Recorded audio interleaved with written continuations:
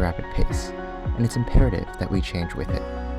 Pollution is rising, and carbon emissions are not slowing down. As students of the younger generation, it might seem like there's little we can do, and yet, all hope is not lost. People are passionate about fixing these issues, people our age. At Scripps Institute of Oceanography, graduate students are already working to see what can be done with this climate crisis, and furthering what is already being done. We are going to step inside their world and join them as they work to make the world better. We will follow the questions that drive them, the experiments that challenge them, and the passion that keeps them moving forward. Join us as we take a tour around Scripps Institute of Oceanography and experience for yourself how people are still trying to change the world. Listen with us and experience their research. Let us take you beyond the scripts.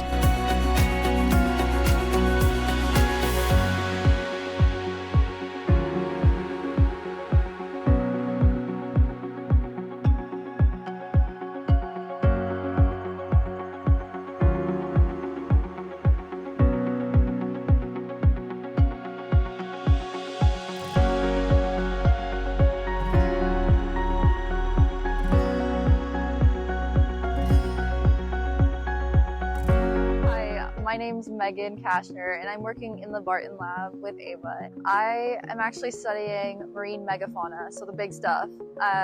California sea lions, humpback whales, leatherback sea turtles, and swordfish. And these are all species that are either target or protected according to NOAA, the National Oceanic and Atmospheric Administration. And they are important to conserve because they have important biological, ecological, economic, and cultural value for so many people. I'm working on figuring out how future variability with warming is going to impact their distributions. I'm hopeful for climate science because we're gaining so much new understanding, and also all of the technological tools that are developing in different spheres are also being used to understand ocean and climate change together and how those impacts are going to make a difference in communities worldwide. I'm looking forward to being part of the solution.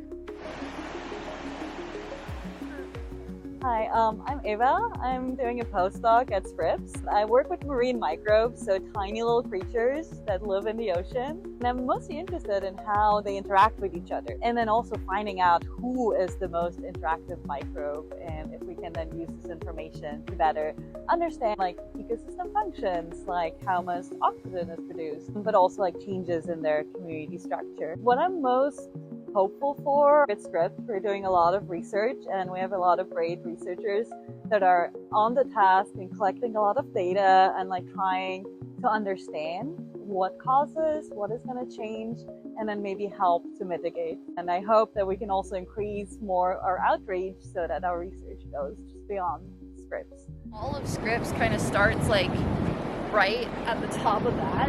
That's Scripps all the way down there at those stairs. And this is part of UCSD, so it's your campus too. So is the beach.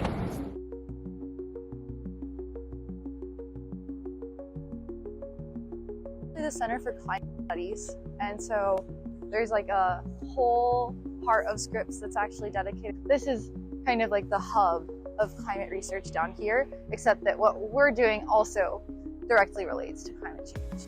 Ava does a lot of stuff diving. Well, we have instruments like below the pier, or like a pump that brings water up to the surface. And so we just have to go there once a week to clean it and make sure it continues working. I work with sequencing data, and they're taken at the pier twice a week, extract the DNA, and then we actually send it off for sequencing. And we get kind of a table back that we know what microbes are in the water. It's kind of cool because it gives us pretty nice view of the microbial community. And the cool thing is also that this data has been taken since 2018, like twice a week. So it's a pretty cool data set to see how the microbial community changes over time. And also what you can see here is all the boats that they have on the pier. That's something different, and it's pretty cool how they launch it off the pier, which is kind of special. I don't think any other research institute has it like that. Nobody in the boat, so the captain then has to go over this ladder down and then jump into the boat, and then the rest of the crew also can like go down this ladder. This is the ladder that is terrifying. And then you can just like walk down to the surface and also take samples. But it's really sketchy. I'm afraid of heights, so I just like focus on my hands and then like sing a song in my head to like distract myself. Oh, it's an IFCB. So what it does, it takes water and then it images plankton. So you kind of have high frequency data of the phytoplankton and how they change over time. And they mostly do that because they want to monitor HABs, like harmful algal blooms. And so they have a whole network. So there's also one in this pier shed. Those images are then published online, so you can just go and check, and then you know what's kind of swimming around at the Scripps Pier in Del Mar. But they also have it in Santa Cruz, for example. Yeah, kind of collecting data and trying to understand more the causes so that you could maybe like build some more predictive models. You can predict in advance that when it's happening and also why it's happening. So that's where this data set is contributing to. Let's see. Okay. This is the pier sheds where most of our instruments are. It's below at one of the pier pilings. There's a cup. It's about 3-4 feet above the floor, the seafloor, and it brings up water all the way up here, and it comes then through those tubes. And so what we then do with it is, one, we like put it through an IFCB. That's this device that can image phytoplankton. We also have a Suna, which can measure nutrients also in real time, and chlorophyll A, which is kind of an indicator of the amount of phytoplankton that are in there. Yeah, so this one is actually every 20 minutes. It like takes a small sample that goes into those tubes here and then images it. So it's kind of 24/7, always operating. This is a RAS, which is called a remote access sampler. And we used this or bought this because we wanted to sample the microbial community at a higher resolution. So it's kind of, you can turn it on and then it takes samples and they go then in those tubes. And later you can come and then sequence them. It hasn't worked so great so far because it's made to be deployed at depth.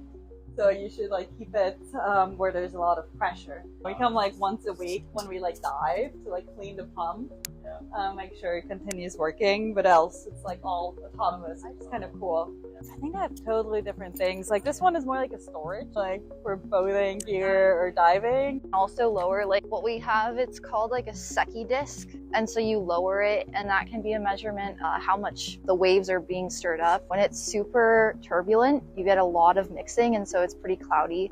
We like drop it over the side here. You just lower it all the way down into the water and you stop lowering it when you can't see it anymore. So the water that's at the Birch Aquarium actually gets circulated from down here, and the white on the way here, that is actually filled with a bunch of different animals that have gotten caught in the water. Birch is actually getting water and circulating it with ocean monitoring. I think they probably just clean this out, but usually you can find some fun critters in there. Is that a worm? Some kind of thing. A worm? Worm? No, that is, I don't know. Looks like a worm. Some red algae. I've always had questions about how big things that are moving vast distances adapt and change, and their life histories, their stories are taking place over so many different places in the ocean that have completely different conditions. How are those changing places going to be affecting these creatures? You could see that maybe a humpback whale has decreasing habitat over the long term, but that decrease happens at different rates in different places. When you start thinking about it, it's like, okay, so if there's gonna be these rapid declines, it's probably not gonna be great for the animal. But if we learn more about when and why and where that's happening, humans can be part of the positive change. Their physics, the physics tells us that their environment is not going to be completely gone by the end of this century, right? And so they're gonna be here. What can we do to make their experience more positive? Any advice or suggestions for like students or the younger generation to make an impact on climate change? I would say to find what you're interested in, what you're good at, and see if you can incorporate the environment and climate change somehow. So if you're interested in STEM, see if you can do environmental science, or if you're interested in policy, look into environmental policy, and just see what small ways you can make a difference in your area of interest or of expertise. We can use the things that we already have, and we also can be innovative, because there's fishing closures, changes to shipping routes, changes to shipping lanes, and there's public information that we can give out, or there's just, more knowledge that we can share to conserve these species. Learn as much as you can about it and just have casual conversations with other people. That's how we build a collective knowledge that climate change is real and that it's here and that it's impacting us, and encourages people to act accordingly. It's often a question I get asked is like, what can I do? Because I want to be part of the change. Well, it's awesome, because the things that we can do, vote, because there's legislation to protect these places, right? And then there's also people who are doing the work to support this. Do you have any specific organizations or how students can find these resources to help with marine conservation? Scripps is a really wonderful place. I think a really great way to start looking into opportunities is by going to some of these lab websites and seeing what their lab is involved with that is considered outreach. The other thing I will say is that the Birch Aquarium has a lot of different opportunities. San Diego Seal Society can also report marine mammal strandings really easily by calling a phone number. I will say, like, in the current political climate, it seems as if people don't believe in climate change anymore, or care about it anymore, but there are specifically scientists that are very passionate about what they're doing and are going to continue to do the work and find a way, even with funding cuts and everything else, to do the good work that we need to do to help our climate. We as young people have so much energy. Ocean conservation that matters most is probably going to be happening in the next 50 years. That is a young person's opportunity to make a huge difference.